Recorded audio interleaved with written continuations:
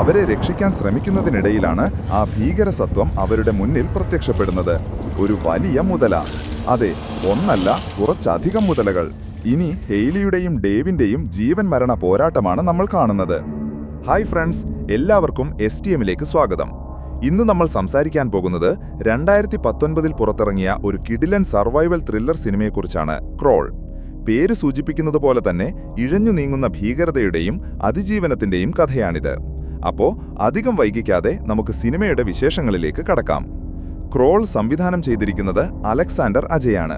പ്രശസ്ത സംവിധായകൻ സാം റൈമി നിർമ്മിച്ച ഈ ചിത്രം വളരെ കുറഞ്ഞ കഥാപാത്രങ്ങളെ വെച്ച് ശ്വാസം അടക്കിപ്പിടിച്ചിരുന്ന് കാണാൻ പറ്റുന്ന ഒരു അനുഭവമാണ് സമ്മാനിക്കുന്നത്.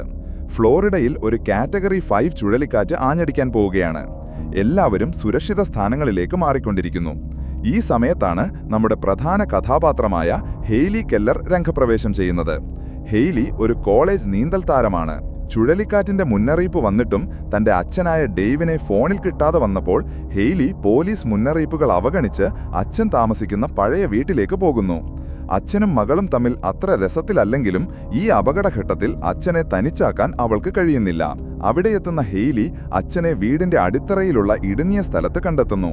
അയാൾക്ക് ഗുരുതരമായി പരിക്കേറ്റിട്ടുണ്ട്. വെള്ളം പതിയെ ഉയർന്നു തുടങ്ങിയിരിക്കുന്നു. അവരെ രക്ഷിക്കാൻ ശ്രമിക്കുന്നതിനിടയിലാണ് ആ ഭീകരസത്വം അവരുടെ മുന്നിൽ പ്രത്യക്ഷപ്പെടുന്നത്. ഒരു വലിയ മുതല. അതെ, ഒന്നല്ല, കുറച്ചധികം മുതലകൾ. ഇനി ഹെയ്ലിയുടെയും ഡേവിന്റെയും ജീവൻ മരണ പോരാട്ടമാണ് നമ്മൾ കാണുന്നത്.